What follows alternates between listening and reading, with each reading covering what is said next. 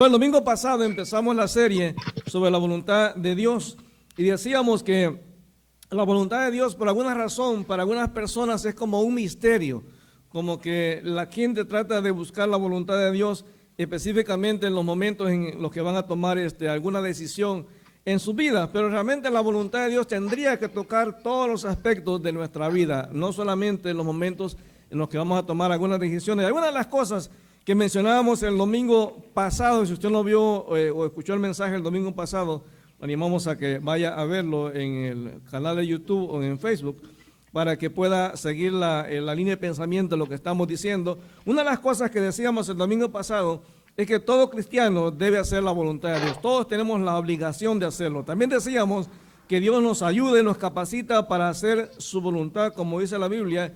Dios es el que pone en nosotros el querer y el hacer por su buena voluntad. Pero también decíamos que hacer la voluntad de Dios tiene que ser una cuestión personal, una decisión personal.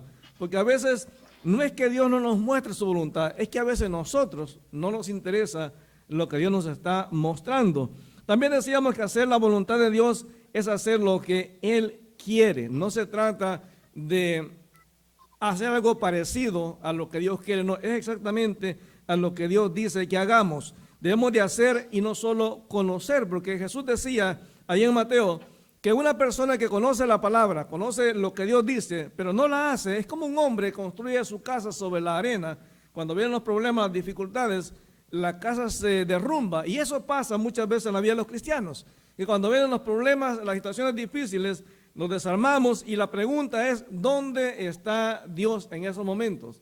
Y muchas veces porque hemos tomado decisiones, no en lo que fundamentado en lo que Dios dice, sino en lo que nosotros pensamos. Y decíamos también que Dios me ayuda a hacer su voluntad. Él me ha dado incluso la palabra, me ha dado la presencia de su Espíritu Santo en nuestra vida. También decíamos que Dios nos promete dar sabiduría cuando le pedimos, cuando nosotros pedimos de Él la orientación, Él siempre nos la da. Y en esta mañana me gustaría también enfocarnos en algunos principios también que son como la base para todo lo que vamos a estar viendo en cuanto a la voluntad de Dios. Y una de las cosas importantes que tenemos que tomar en cuenta cuando estamos buscando la voluntad de Dios es que tenemos que aprender a escuchar el consejo de otras personas.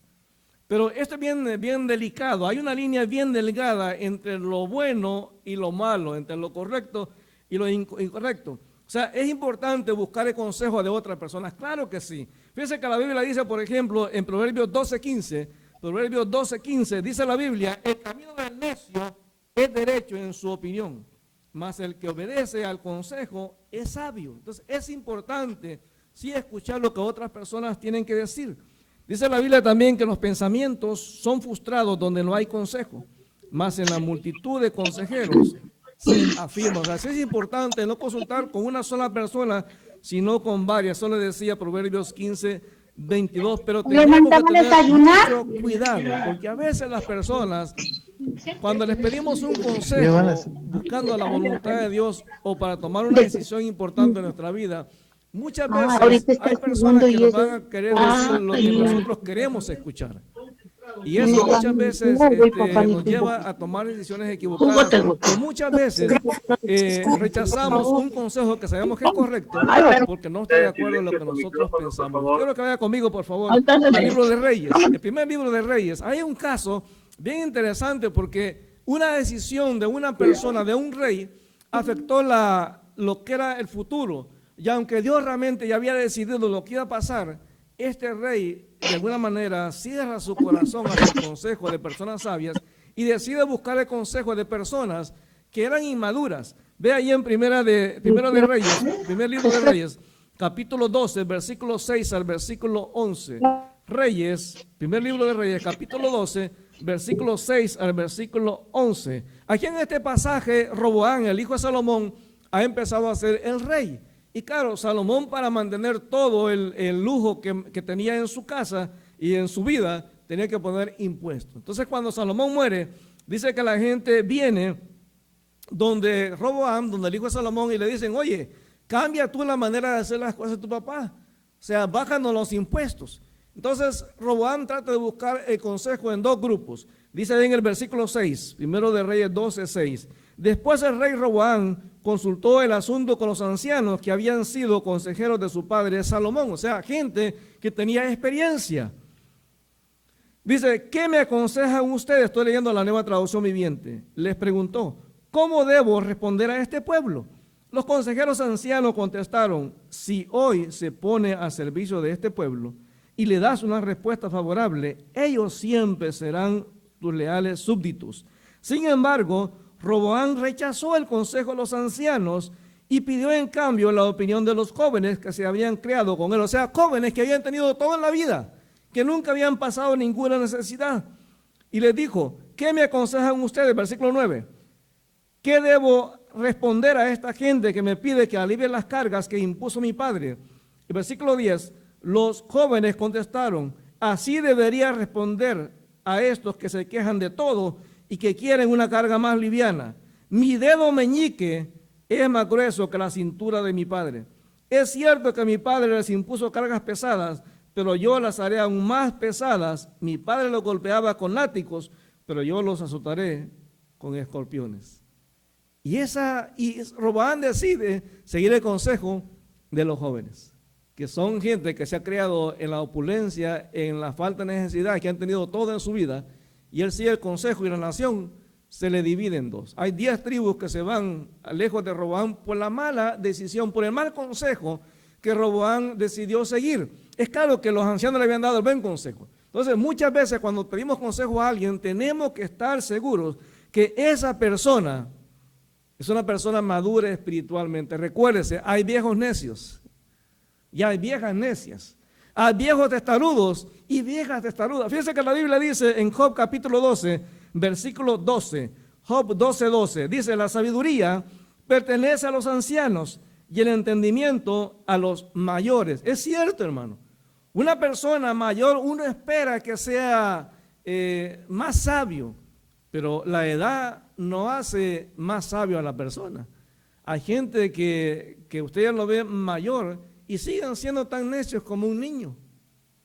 Entonces, no necesariamente porque es un anciano, vamos a seguir el consejo a ciegas. O sea, tenemos que ser sabios. Dice en Proverbios capítulo 6, versículo 20, que una de las fuentes primarias para pedir consejo son nuestros padres. Muchachos, nosotros ya pasamos por ahí. Ya nos dimos con la piedra en los pies, ya nos tropezamos, ya nos golpeamos, ya tomamos malas decisiones y no queremos que a ustedes les vaya mal. Mira lo que dice Proverbios 6, versículo 20. Proverbios 6, 20. Hijo mío, obedece los mandatos de tu padre y no descuides la instrucción de tu madre. Guarda siempre sus palabras en tu corazón, átalas alrededor de tu cuello. Cuando camines, su consejo te guiará. Cuando duermas, te protegerá. Cuando despiertes, te orientará, pues su mandato es una lámpara y su instrucción es una luz. Su disciplina correctiva es el camino que lleva a la vida. Muchachos, aprendamos a escuchar. Cuando mamá te dice, mira, mija, ese muchacho no te conviene, escúchala. Mire, trate de investigar cómo fue la vida de sus papás. Se va a dar cuenta de su papá, su mamá a lo mejor fue bien noviera. Tuvo muchos novios y sabe de experiencia que a veces no hay que fiarse por las apariencias. Que a veces los muchachos cuando andan conquistando se comportan de una manera, pero cuando ya conquistaron son de otro típico. Y mira, y es interesante porque esta semana me estaba bajando del carro cuando iba pasando una pareja de muchachos que venían de una escuela y el muchacho venía dándole de patadas a la chica en plena calle y ella se reía. O sea, para ella era chistoso que el muchacho le diera de patadas en la calle. Ahora yo digo, esta muchacha no se dará cuenta que este tipo sí es abusivo ahora. Y parece que no eran novios todavía. La andaba conquistando, imagínense. Si ella no se da cuenta lo que va a pasar después, entonces ¿quién la puede convencer de que está haciendo una mala decisión? Entonces, a veces tomamos decisiones porque no seguimos el consejo de personas que son sabias. Y mire, si uno quiere realmente mantener una relación íntima, personal con Dios, hacer la voluntad de Dios es clave. No podemos pretender tener una relación personal con Dios si no nos mantenemos haciendo la voluntad de Dios. Vea lo que dice Primera de Juan capítulo 2. Búsquelo por favor. Primera de Juan 2, versículo 15. Sabe que las cosas que el mundo nos ofrece y que muchas veces nos atraen la atención son cosas que son temporales. Bueno, la belleza se va, el cuerpo esbelto se va, el dinero se acaba, los trabajos se pierden, los diplomas en un momento pierden valor, o sea, todo pasa. Primera de Juan capítulo 2 versículo 15, el Señor dice: no améis al mundo ni las cosas que están en el mundo. Si alguno ama al mundo, el amor del Padre no está en él. Porque todo lo que hay en el mundo, dicen los deseos de la carne, los deseos de los ojos y la vanagloria de la vida, no proviene del Padre, sino del mundo. Y el mundo pasa y sus deseos, pero el que hace la voluntad de Dios permanece para siempre. Sí, el consejo que nos da la gente, muchas veces motivado por la carne, hermano, es un consejo que en un momento va a perder su valor. Entonces necesitamos entender un principio bien importante, hermano. Nosotros como seres humanos no podemos mantenernos en medio. O hacemos la voluntad de Dios o hacemos la voluntad del diablo. O hacemos la voluntad del Espíritu o hacemos la voluntad de la carne. O hacemos la voluntad de la justicia o hacemos la voluntad de la injusticia. Pero no podemos quedarnos en medio. Fíjese que es interesante que el Señor dice ahí en Efesios capítulo 2, versículo 3. Efesios 2, versículo 3. Es interesante que Dios en su palabra a lo largo de la Biblia remarca mucho lo que éramos antes en la vida sin Cristo, para hacernos entender que ahora que estamos en Cristo nuestra forma de vivir debe de ser diferente. No podemos seguir comportándonos como lo hacíamos antes. Vea lo que dice Efesios 2, versículo 3. Dice: en otro tiempo todos nosotros vivimos entre ellos en las pasiones de nuestra carne, haciendo la voluntad de la carne y de la mente, y por naturaleza éramos hijos de ira como los demás. O sea, antes hacíamos la voluntad de la carne. Primera de Pedro capítulo 4. Primera de Pedro capítulo 4, versículo 1 al versículo 2. Dice: por lo tanto, ya que Cristo sufrió dolor en su cuerpo, ustedes prepárense, adoptando la misma actitud que tuvo Él, y estén listos para sufrir también. Pues si han sufrido físicamente por Cristo, han terminado con el pecado.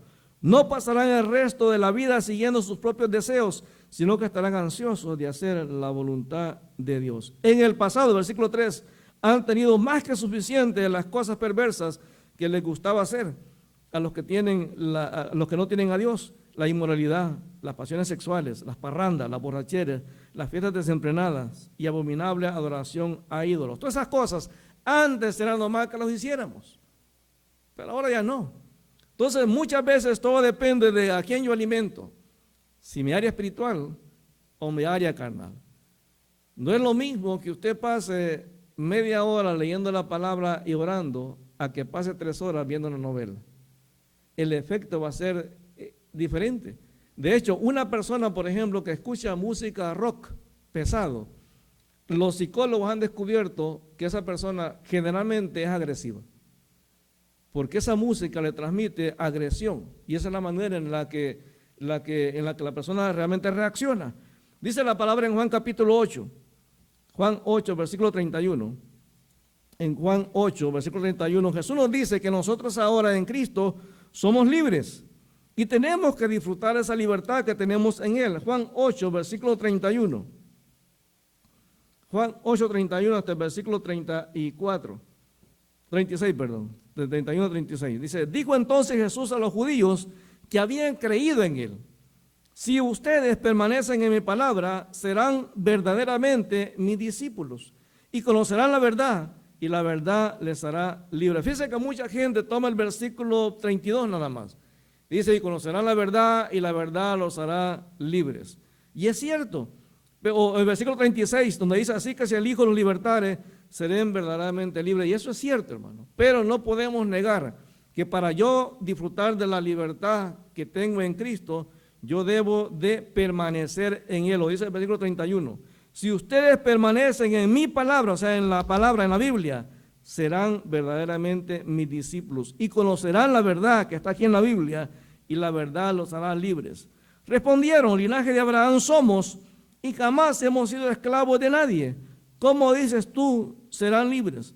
Jesús le respondió: de cierto les digo, que todo aquel que hace pecado, esclavo es del pecado. Sí, cuando yo hago pecado, yo estoy haciendo la voluntad del pecado. Soy un esclavo de él. Versículo 35, y el esclavo no queda en la casa para siempre, el hijo sí queda para siempre. Así que si el hijo los libertare, serán verdaderamente mis discípulos. En Gálatas capítulo 1, vean lo que dice, por favor.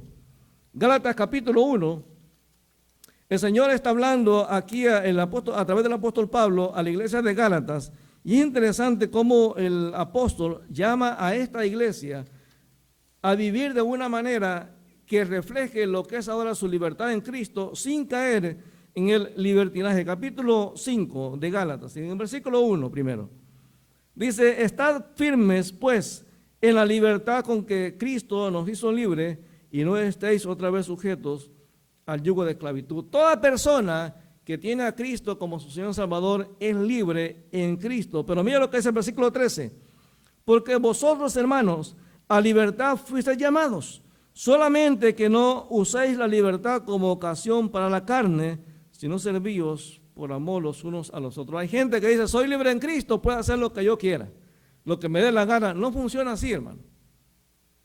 No funciona así. Versículo 16: digo pues, andad en el Espíritu y no satisfagáis los deseos de la carne, porque el deseo de la carne es contra el Espíritu y el del Espíritu es contra la carne, y estos se oponen entre sí, para que no hagáis lo que quisiere decir. Hermano, yo hago lo que dice el Espíritu o hago lo que dice la carne, o hago lo que dice el diablo o hago lo que dice Dios. O sea, no hay punto medio, hermano. Eso no existe. Eso no existe. Hay una libertad que Dios me ha dado y yo tengo que vivir esa libertad siendo guiado por el Espíritu Santo. Versículo 18: pues, pero si sois guiado por el Espíritu, no estáis bajo la ley.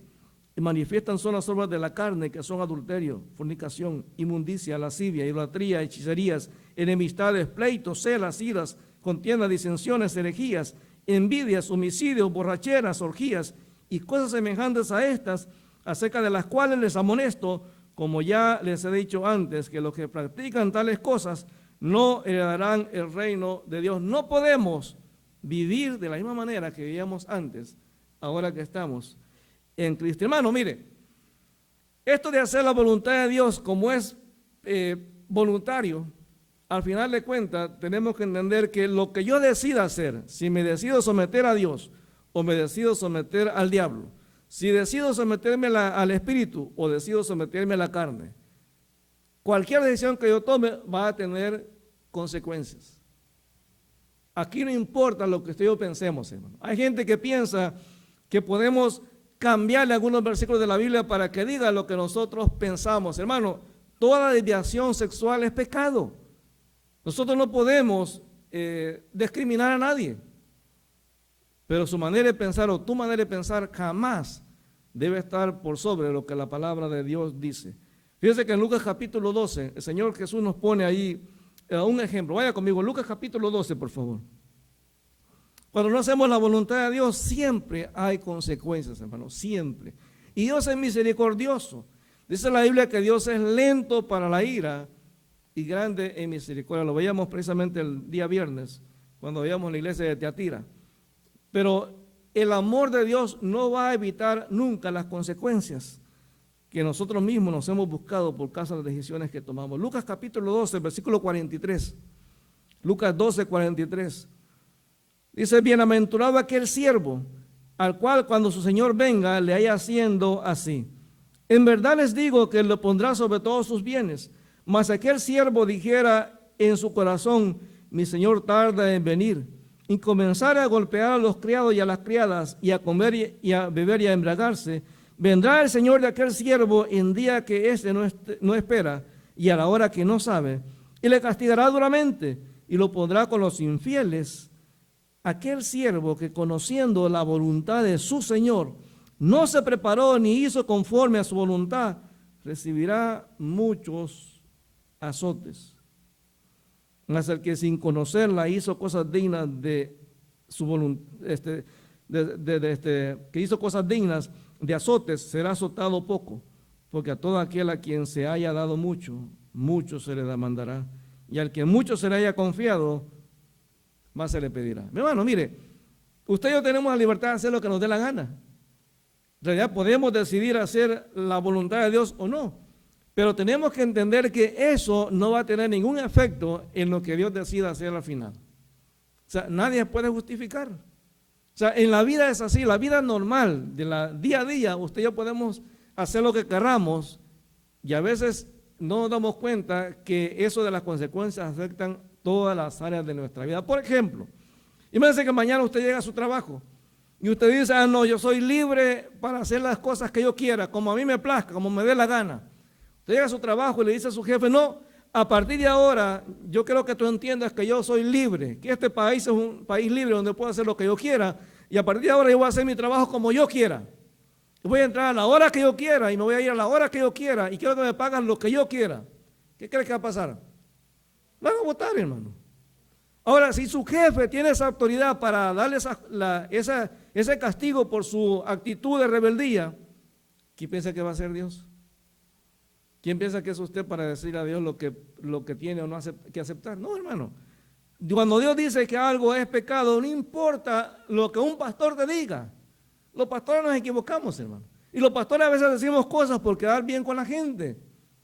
Pues lo importante es lo que acá dice. Si aquí lo dice, hermano, no importa lo que los demás piensen. Vaya conmigo a Proverbios capítulo 1. Este pasaje es impresionante, hermano. Yo cuando estaba leyendo, se me puso la piel de gallina y dije, wow, este pasaje está pero terrorífico. Es un pasaje terrorífico. Porque yo veía el de Lucas, decía, bueno, sí está fuerte, pero este de Proverbios, esto está terrible, hermano. Usted márquelo ahí en la Biblia. Y cada vez que vayamos a tomar una decisión, leamos este pasaje antes de decidir. Vea lo que dice. Proverbios capítulo 1. Proverbios capítulo 1. Este pasaje es impresionante. Cuando uno lo ve y lo lee despacio, se da cuenta lo fuerte que es y cómo el Señor nos da una advertencia de que las cosas que nosotros hagamos, tenemos la libertad de hacerlas, hermano. Pero Dios no tiene por qué en ningún momento tener la obligación de hacer las cosas como nosotros pensamos. Versículo 23. Proverbios 1:23. Voy a leerlo en la Reina Valera. Dice, volveos a mi reprensión. He aquí que yo derramaré mi espíritu sobre vosotros y os haré saber mis palabras. Por cuanto llamé y no quisisteis oír, extendí mi mano y no hubo quien atendiese, sino que desechaste todo consejo mío y mi reprensión no quisisteis. También yo me reiré en vuestra calamidad y me burlaré cuando os viniere lo que teméis, cuando viniere como una destrucción lo que teméis y vuestra calamidad llegare como un torbellino.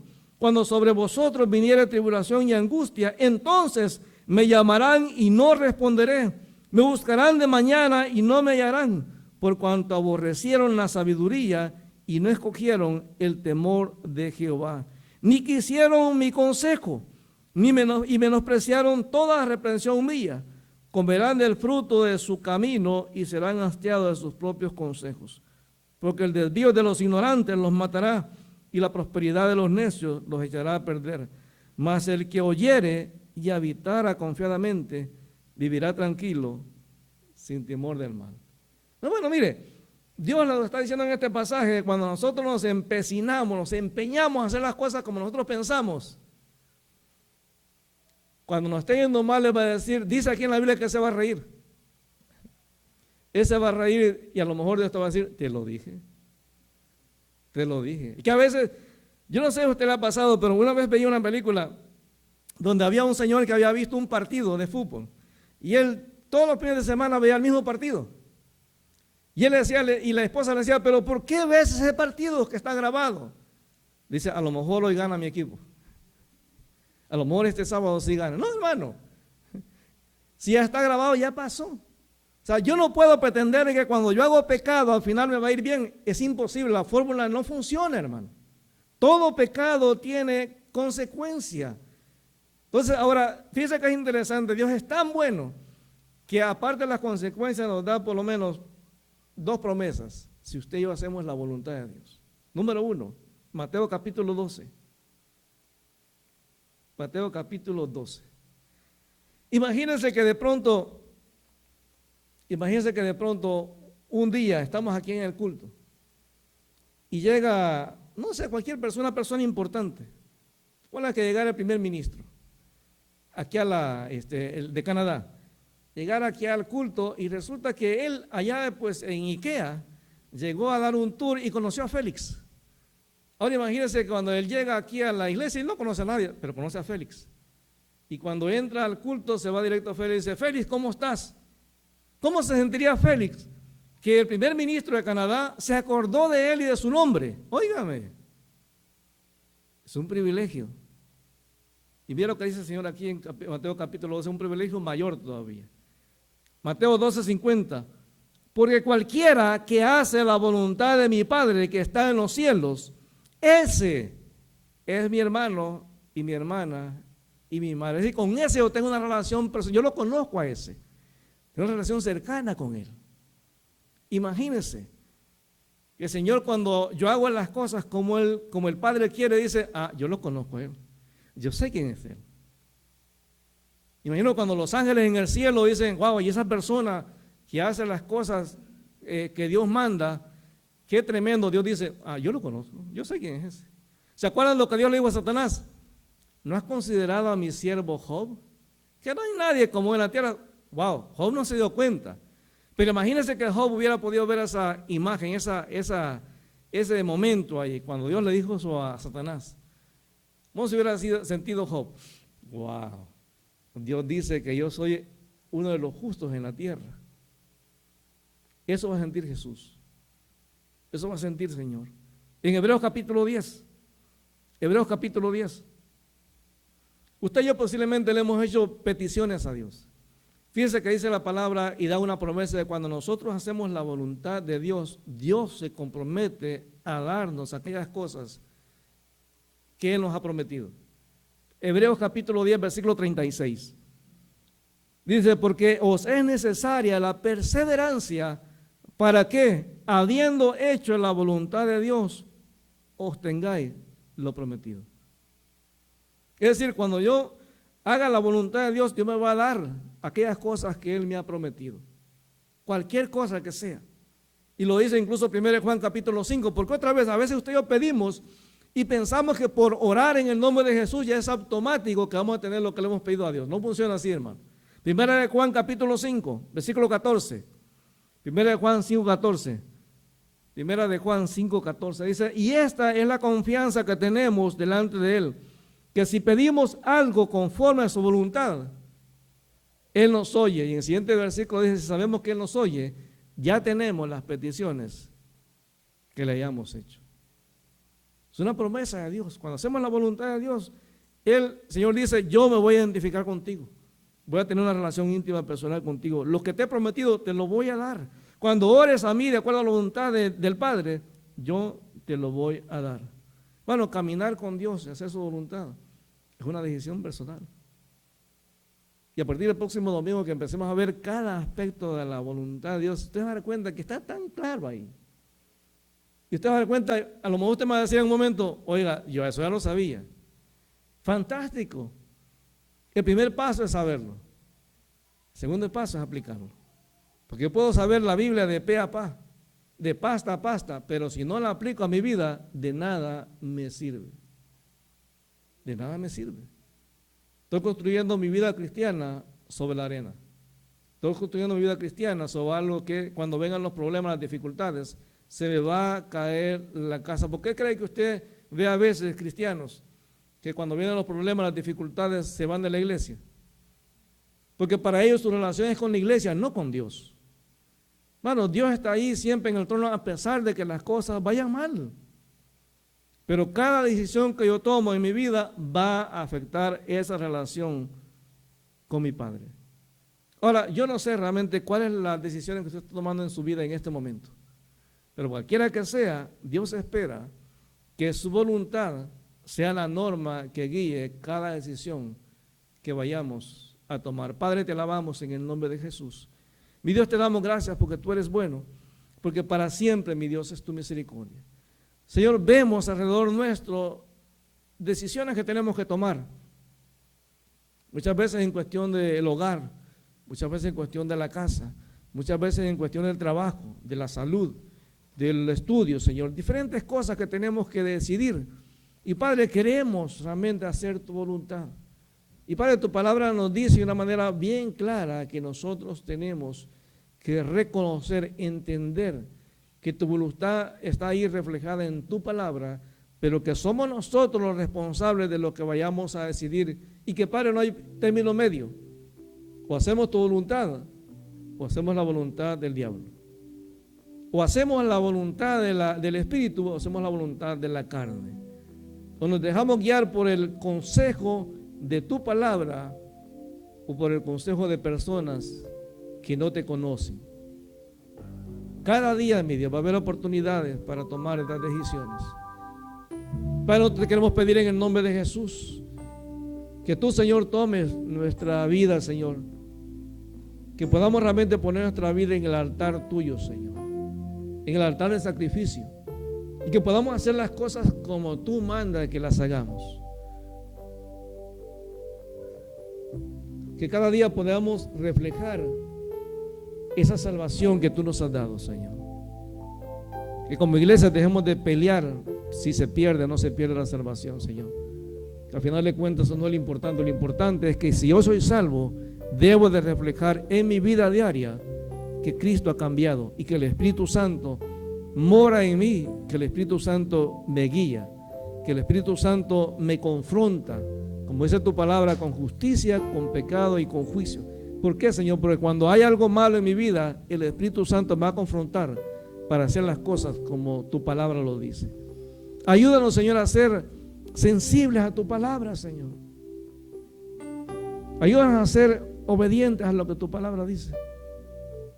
Que creo que están a lo mejor en este momento conectados por Zoom, ahí en su casa, Señor, o que están conectados por Facebook y que luego se van a conectar a lo mejor por YouTube también, Señor, que seas tú y que toque cada vida sin importar dónde se encuentre. La palabra tuya no conoce límites, Señor. Tanto el mensaje de la mañana como el mensaje de ahora, Señor, que llegue a cada persona, llegue a nuestras vidas, llegue a la vida de los que estamos acá, Señor, y que podamos tomar decisiones que te glorifiquen a ti. Padre, en el nombre de Jesús, queremos que tú gobiernes nuestra vida, Señor. Queremos que tú, Señor, tomes control. Padre, tú tienes el derecho absoluto de exigirnos. Tú tienes el derecho absoluto de demandar obediencia de parte de tu pueblo, Señor. Nadie es más importante que tú. Padre, te damos gracias en el nombre de Jesús. Y aquellas personas que a lo mejor están en este momento escuchando el mensaje y que nunca han tenido un encuentro personal con Jesús, hoy es su oportunidad. Dice la palabra que hay 4 cosas que necesitamos reconocer para tener la salvación y la vida eterna. Número 1, reconocer que somos pecadores. Dice la Biblia que todos hemos pecado, estamos separados de la gloria de Dios. Dice la Biblia que no hay justo, ni siquiera uno. La segunda cosa que la Biblia nos dice es que no hay obras, ni iglesia, ni religión, ni líder religioso que te pueda salvar. La Biblia dice, porque por gracia somos salvos. Esto no es algo de nosotros, no es por obras para que nadie se gloríe. La Biblia dice que la salvación es un regalo que Dios le ofrece a cada ser humano en el mundo. Dice la Biblia que de tal manera amó Dios al mundo que dio a su Hijo único. Esa es la forma en la que Dios te demuestra que te ama. Pero la cuarta cosa que la Biblia dice que tenemos que reconocer es que es mi responsabilidad tomar la decisión de aceptar o rechazar a Jesús. Yo le digo que sí o que no. La respuesta que le dé a Jesús va a llevarme a la salvación o me va a dejar que siga camino a la condenación. La Biblia otra vez dice, de tal manera amó Dios al mundo que dio a su Hijo unigénito para que todo aquel que en Él cree no se pierda, mas tenga vida eterna. Versículo 36 dice que el que cree en el Hijo tiene la vida. El que no cree, la ira de Dios está sobre él. Usted a lo mejor está en su lugar, en su casa, y desea en este momento entregarle su vida a Cristo. Haga esta oración conmigo. Dígale: Señor Dios, en este momento yo reconozco que soy pecador.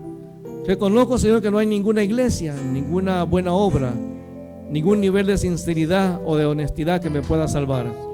que solamente Jesucristo me puede dar salvación y vida eterna. Y esta mañana yo decido entregarle mi vida a Cristo y reconocerlo como mi Salvador, como aquel que pagó en la cruz por mis pecados y como mi Señor, como el dueño absoluto de mi vida.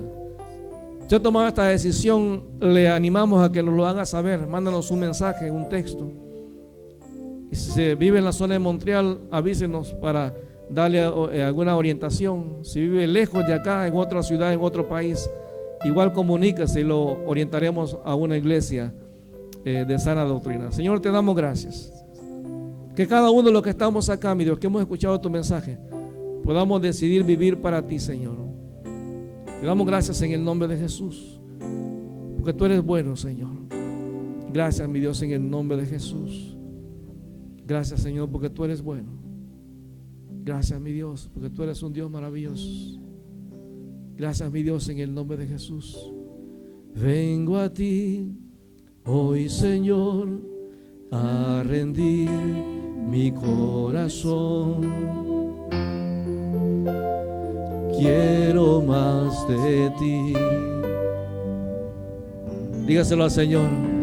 Toma mi necesidad, dame tu preciosa paz. Quiero más de ti. Una vez más, vengo a ti, Señor. Vengo a ti hoy, Señor, a rendir. Sí. Padre, ponemos delante de ti nuestra voluntad, Señor, nuestra capacidad de decidir, Señor, porque solamente tú eres sabio, Señor. Sabemos que tú quieres lo mejor para nosotros. Danos sabiduría, Señor, para hacer las cosas bien, para glorificar tu nombre. Gracias, mi Dios, por amarnos, por cada día darnos una nueva oportunidad para seguir en tus caminos, Señor. Gracias, Señor.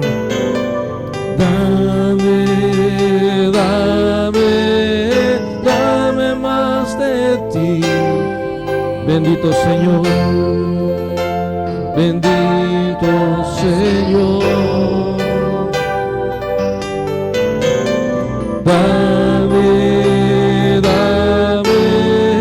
Dame más de ti.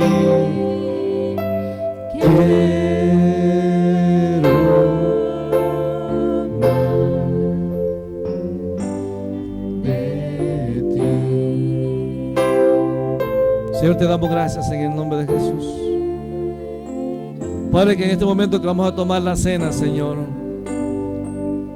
ayúdanos a estar en paz y en comunión contigo para poder disfrutar este tiempo de intimidad, Señor. Sí, Señor, te damos gracias, te bendecimos. Gracias, mi Dios, en el nombre de Jesús. Gracias, Señor, en el nombre de Jesús. Gracias, Señor, porque tú eres bueno. Gracias, Señor, en el nombre de Jesús. Gracias, Señor, en el nombre de Jesús. Gracias, Señor, en el nombre de Jesús. Gracias, Señor, en el nombre de Jesús. Vengo a ti hoy, Señor, a rendir mi corazón. Quiero más de ti. Toma mi necesidad. Toma mi necesidad. Dame tu preciosa paz. Quiero más de ti. Dame, Señor,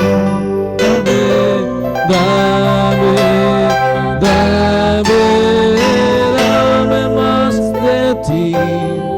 Bendito Señor, bendito Señor. Cristo, dame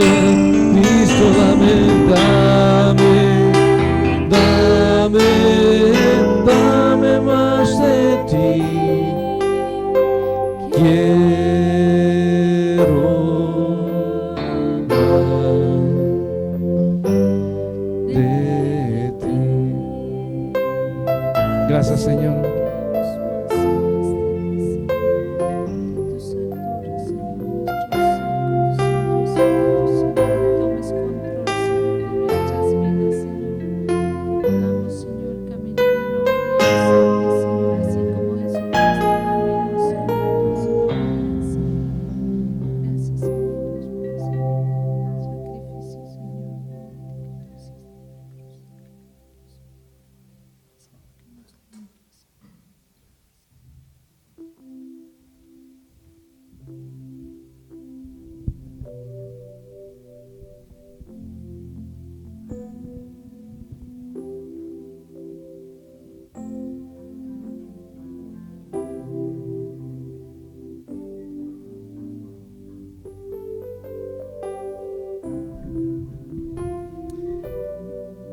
Así con ese un espíritu de reverencia, de adoración, hemos llegado a un momento bien importante, un momento bien especial. Dice la Escritura, ¿verdad?, que Jesucristo, antes de dar su vida, se reunió con los 12, ¿verdad? Y los reunió ¿para qué? Para partir el pan y beber la copa. Dice el apóstol Pablo en el libro de Corintios: porque yo recibí del Señor lo que también os he enseñado, que el Señor Jesús, la noche que fue entregado, tomó pan, y habiendo dado gracias, lo partió y dijo: tomad, comed, esto es mi cuerpo que por vosotros es partido. Haced esto en memoria de mí. Asimismo tomó también la copa después de haber cenado, diciendo: esta copa es el nuevo pacto en mi sangre. Haced esto todas las veces que la bebiereis en memoria de mí. Así pues, todas las veces que comiereis este pan y bebiereis esta copa, la muerte del Señor anunciáis hasta que Él venga. Cada vez que nosotros comemos el pan y tomamos la copa, dice que la muerte del Señor anunciamos. Cada vez que usted y yo venimos a este tiempo maravilloso, tiempo especial, recordemos que Jesucristo dio su vida en la cruz del Calvario, derramó su sangre, fue golpeado, fue escupido, bofeteado, lastimado. Dice que como cordero fue llevado al matadero y que su boca no abrió. Él dio todo por usted y por mí. ¿Qué da usted por Él? Esa es la pregunta que nos debemos de hacer siempre. Dice el apóstol Pablo: de manera que cualquiera que comiera este pan o bebiera esta copa del Señor indignamente será culpado del cuerpo y de la sangre del Señor. Por tanto, pruébese cada uno a sí mismo y coma así del pan y beba de la copa. Porque el que come y bebe indignamente sin discernir el cuerpo del Señor, juicio come y bebe para sí. Por lo cual hay muchos enfermos y debilitados entre vosotros, y muchos duermen. Si pues nos examinásemos a nosotros mismos, no seríamos juzgados. En lo personal, muchas veces la cena del Señor se toma muy simple, pero esto simboliza algo muy importante en la vida del cristiano. Antes de usted tomar el pan, tomar la copa, tiene que reflexionar si su vida está bien delante del Señor. No esperar llegar al momento, no, desde antes. Yo siempre menciono a mi papá, pero mi papá siempre dice: desde un mes antes yo ya estoy reflexionando cómo estoy con el Señor, para cuando llegue este momento esté bien delante de Él. El Señor tomó el pan y lo bendijo, tomó la copa y dio gracias. ¿Usted da gracias por este momento? Yo doy muchas gracias a Dios porque Él murió en la cruz del Calvario por mí, porque Él me lavó, me limpió de todo pecado, dio su vida. Tal vez usted que está viendo, ¿verdad?, por las redes sociales, tal vez también lo está haciendo, no sé. Pero antes de que lo haga, reflexione también. Si realmente estamos sirviendo al Señor, si realmente lo estamos amando. El pastor acaba de hablar, ¿verdad?, y acaba de expresar lo que es la voluntad de Dios. Y yo creo que todo esto encierra en esto también. Vamos a dar gracias por el pan. Vamos a dar gracias por ese sacrificio en la cruz del Calvario. Ese sacrificio, ¿verdad?, que aún hasta el día de hoy sigue limpiando y lavando de todo pecado a aquel que se arrepiente. Porque Él dio su vida por usted y por mí y por todo el mundo. Y sabe que es lo más maravilloso, no sé si usted lo sabe, pero se lo voy a decir, que cuando estemos allá en gloria, Él nos va a servir la mesa. ¿Qué le parece? Yo espero ese día, cuando el Señor nos sirva y nos diga: buen siervo fiel, en lo poco has sido fiel, sobre mucho te pondré. Entra en el gozo de tu Señor. Por eso usted debe ser la persona más feliz, más contenta y más dichosa de este mundo, de tener a Jesucristo como su Señor y su Salvador. Y cada vez que venimos a este momento, el pan puede ser el mismo pan que usted come en su casa, o el jugo de la vid, o el jugo de uva. Pero en sí lo que simboliza esto es lo importante, que Él dio su cuerpo. Dice Cristo que Él era el pan de vida, y el que come de Él no tendrá hambre, no tendrá sed. Por eso hay que presentarnos delante de Él cada día y reflexionar en nuestra vida si realmente estoy agradando al Señor, si realmente estoy sirviendo al Señor, si realmente lo estoy amando, si realmente estoy hablando del Evangelio. Es para reflexionar, para pensar lo que es Jesucristo en mi vida, lo que Él es, lo que va a ser y lo que hará. Porque Jesucristo es el mismo ayer, hoy y por siempre. Y si Él es por siempre, nosotros también vamos a tener una vida eterna en Jesucristo. Vamos a dar gracias por el pan. Padre, te damos gracias por tu amor, tu misericordia. Te damos gracias, Señor, porque un día, Señor, tú viniste a este mundo para darnos vida, para perdonarnos, para limpiarnos de todo pecado, para poder ser salvos, Señor, y tener la vida eterna. Padre, yo te agradezco por ese regalo tan grande de dar a tu Hijo, porque de tal manera amó Dios al mundo que ha dado su Hijo unigénito, para que todo aquel que en Él crea no se pierda, mas tenga la vida eterna. Gracias, Señor, porque nosotros hemos creído en ti. Gracias, Señor, porque tú eres nuestro Padre, nuestro Dios, nuestro Redentor y nuestro Salvador. Gracias, Espíritu Santo, porque tú eres nuestro Consolador. Tú eres el que nos guía, el que nos lleva a toda verdad. Gracias, Señor, por ese amor tan grande que lo demostraste en la cruz del Calvario. Y que no quedaste solo ahí, Señor, sino que tú resucitaste para gloria del Padre, Señor, y para salvación nuestra. Gracias por este pan, Señor. Ayúdanos en nuestra vida a ser mejores, que depongamos actitudes, Señor, que cada día te busquemos de todo corazón, que cada día vengamos postrados delante de ti humillados, que cada día, Señor, reflexionemos qué sería nuestra vida sin ti.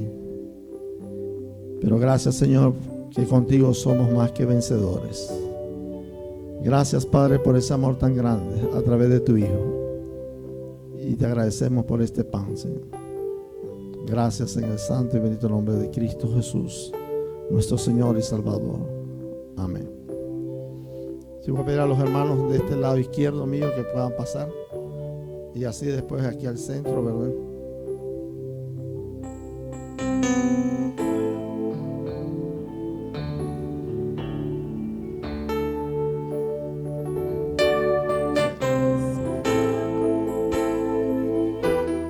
Pueden tomar la copa, ¿verdad? Y el pan también al mismo tiempo. Si no fuera por tu gracia y por tu amor.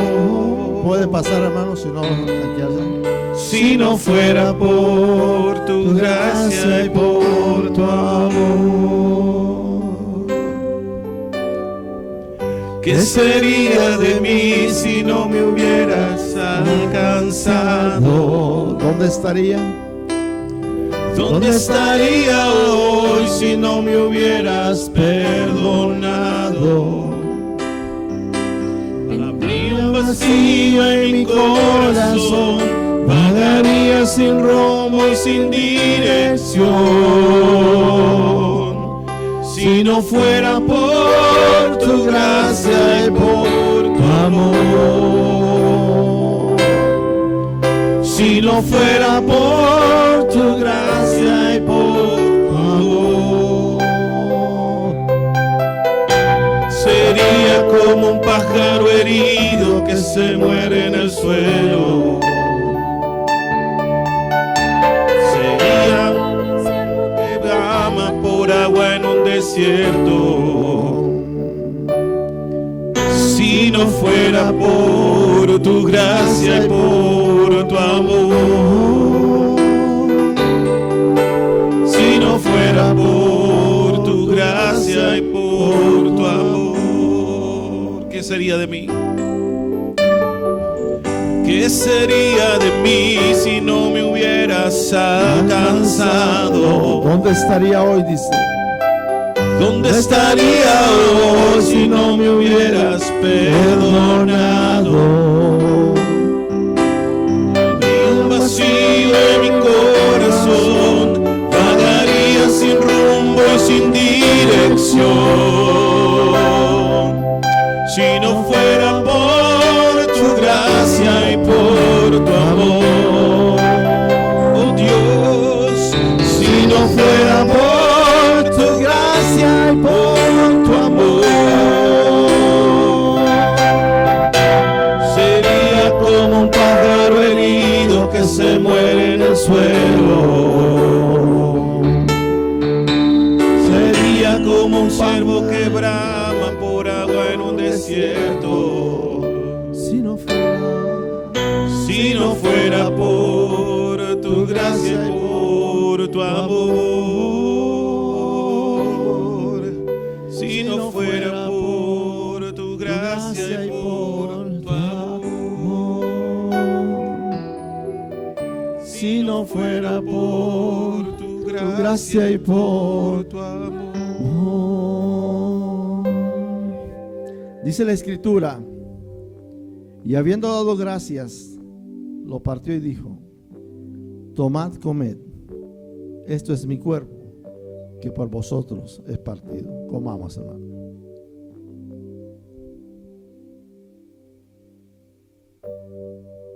Voy a invitar a nuestro hermano Emilio que dé gracias por la copa. Señor Jesús, gracias. Gracias porque tu cuerpo partido en la cruz es el que hoy nos ofrece la sanidad a nuestra alma y a nuestro cuerpo. Tu cuerpo sacrificado, Señor, en esa cruz nos da la garantía, Dios, de que el juicio que era contra nosotros fue sobre ti, Señor. Derramaste tu sangre, pero fue porque sufriste por amor a nosotros. Y estoy agradecido, Señor, de ese sacrificio. Cada latigazo, cada golpe que recibiste, cada maltrato que recibió tu cuerpo, Señor, me lo merecía yo, Señor.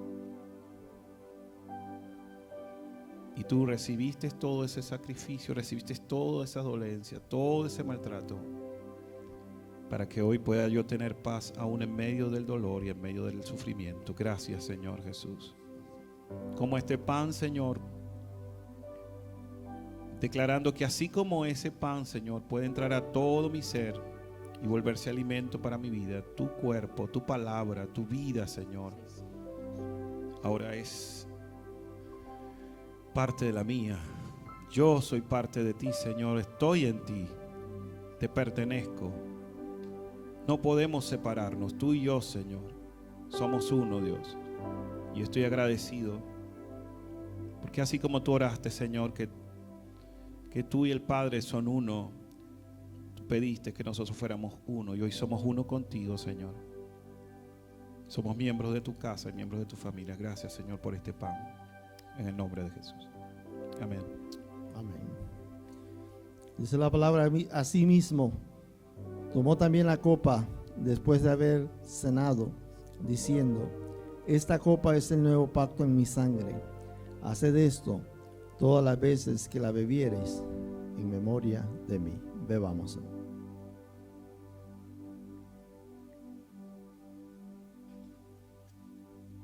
Así pues, todas las veces que comieres este pan y bebieres esta copa, la muerte del Señor anunciáis hasta que Él venga. Cada vez que tomemos la cena, estamos recordando la muerte de nuestro Señor Jesucristo. Pero al final, Él nos va a servir. Y al final, vamos a salir vencedores. Tenemos que permanecer en Él. Tenemos que seguir confiando en Él. Tenemos que seguir luchando, batallando. Porque si estamos tomados de la mano del Señor Jesús, somos más que vencedores. Vamos a ponernos de pie, hermano, y vamos a cantar otra vez. ¿Qué sería de mí? ¿Qué sería de mí si no me hubieras alcanzado? ¿Dónde estaría hoy si no me hubieras perdonado? Habría un vacío en mi corazón, vagaría sin rumbo, sin dirección.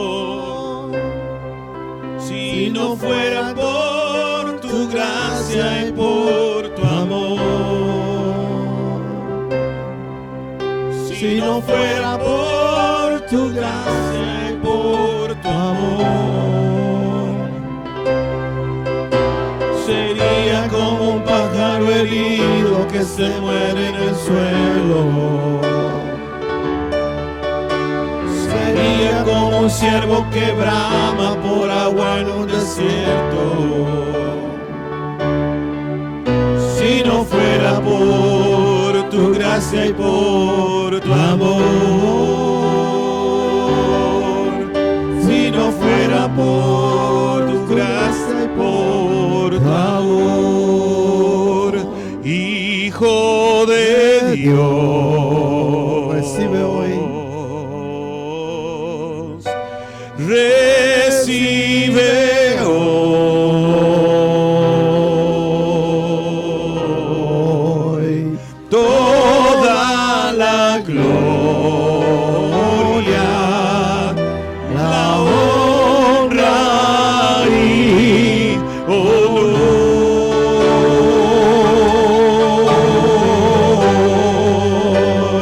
Hijo de Recibe, Señor. recibe hoy toda la gloria, la honra y honor,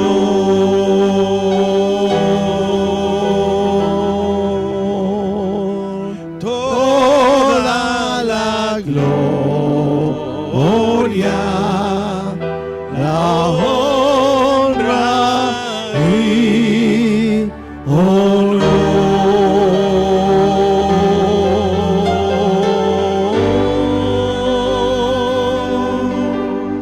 Amén. Que la paz de Dios, el amor y la bendición sea con cada uno de nosotros. Dios les bendiga, hermano.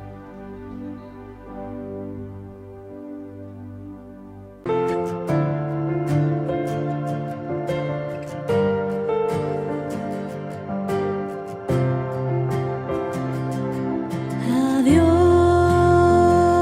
sea la gloria, a Dios sea la gloria, a Dios sea la gloria por lo que hizo por mí con su sangre.